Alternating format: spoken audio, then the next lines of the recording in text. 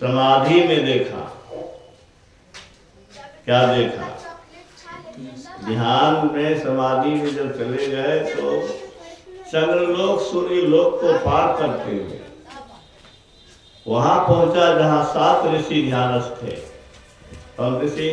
सप्त ऋषि। उमेश बाबू कहाँ पहुंचे? सप्त ऋषि। आप सत्संग में बैठते हैं, सत्संग को सुनिए। काम धंधा छोड़ के आए हैं तो कुछ सुनिए। अनमोल बातें ही यहाँ होगी, एक सब न जाए यहाँ चर्चा नहीं होगी। कब मिलेगा ये सब सुनने को ठिकाना नहीं है। रामकृष्ण परमहंस स्वामी विवेकानंद जी ध्यान में चंद्रलोक सूर्यलोक को पार करके शरीर को छोड़ दिया, चले गए। शरीर में रहते शरीर को छोड़ के निकल सकते हैं संत। कहाँ पहुंचे? जहाँ 7 ऋषि ध्यानस्थ थे। 7 ऋषि का नाम सुने हैं कभी? सप्त ऋषि। वहां जब पहुंचे तो उसमें से एक ने आंख खोली, इनकी ओर देखा जैसे पूर्व परिचय हो। मैं जो बोला है वही बोला, जिसने देखा जिसने बोला उसने लिखवाया तो मैं बोला। जैसे पूर्व परिचय हो। मुस्कुराया और कहा, किसने कहा? सप्त ऋषि में से एक ने चलो मैं आ रहा हूं। अपनी मौज सुना रहे हैं।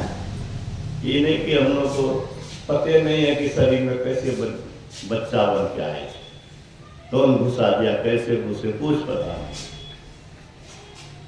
चलो मैं आ रहा। ध्यान जब टूटा 17 वर्ष बीत गए।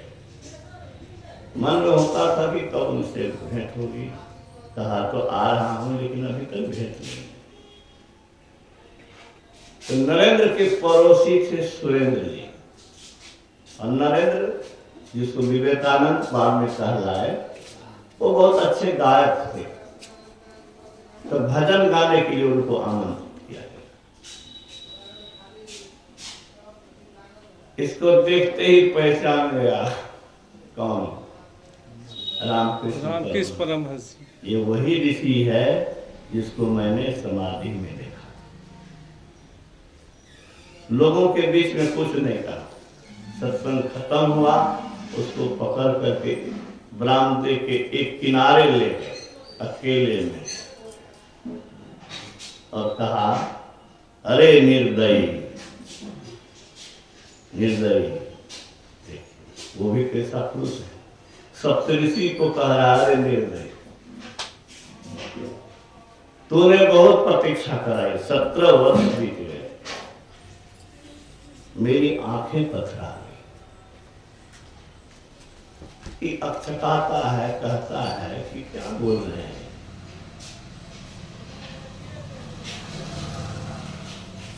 कलेजा से पकड़े हुए हैं, धावा क्रीक में है, वो अब पेड़ छुड़ाना चाह रहे हैं, पकड़ लिए हैं।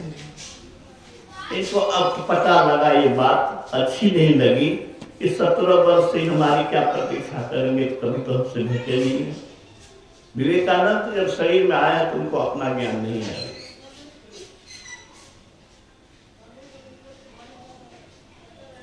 मन ही मन सोच लिया कि ये विक्षिप्त है, माथा इसका ठीक नहीं है, मैं फिर कभी इनके सत्संग में नहीं आऊं। किसी तरह छुड़ाया बाहू पास और भाग फिर एक दिमाग खराब करने वाला है। लेकिन स्वामी विवेकानंद कहते हैं, लिखते हैं, मैं 3 दिन अलग नहीं रह सका।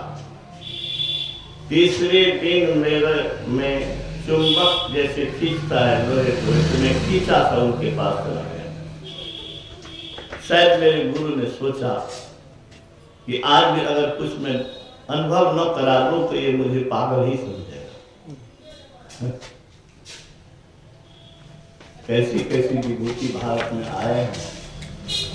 ऐसे नहीं 39 वर्ष कुछ महीने में भारत को कौन के विश्व में अध्यात्म फैला करके आध्यात्मिक जगत के सूर्य बने। ऐसे एक एक अक्षर पढ़ते पढ़ते कोई विद्वान होता है। थोड़ा थोड़ा साधना करते करते आप हम सब कोई वैसे स्थिति में पहुंचेंगे। जो नहीं करते हैं वो कहां से पहुंचेंगे? मार्ग करते जो गिरे पाको नहीं हो। रुक भी गए, कुछ गड़बड़ा भी गया तो उससे हानि नहीं है। गुरु महाराज कहते हैं जो आप किए हैं वो आपकी अमानत रहेगी।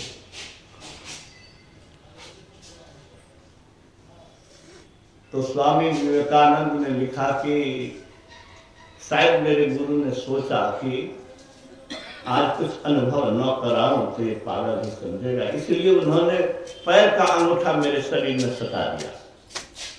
सटाते ही लगा कि शरीर मेरा चकरा रहा है और मेरे शरीर से प्राण निकल रहा है।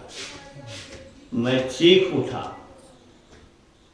पता सुनो ऐसा चल ऐसी बना सत्संग में सुनो, नहीं तो उनके पिता पर्वत मिलता। मैं चीख उठा और कहा कि आप क्या कर रहे हैं? मैं मर जाऊंगा। मेरे परिवार हैं, मेरे पिताजी चले गए, मेरी माँ है, परिवार के लोग हैं, वो कैसे रहेंगे? क्यों मुझे मार रहे हैं?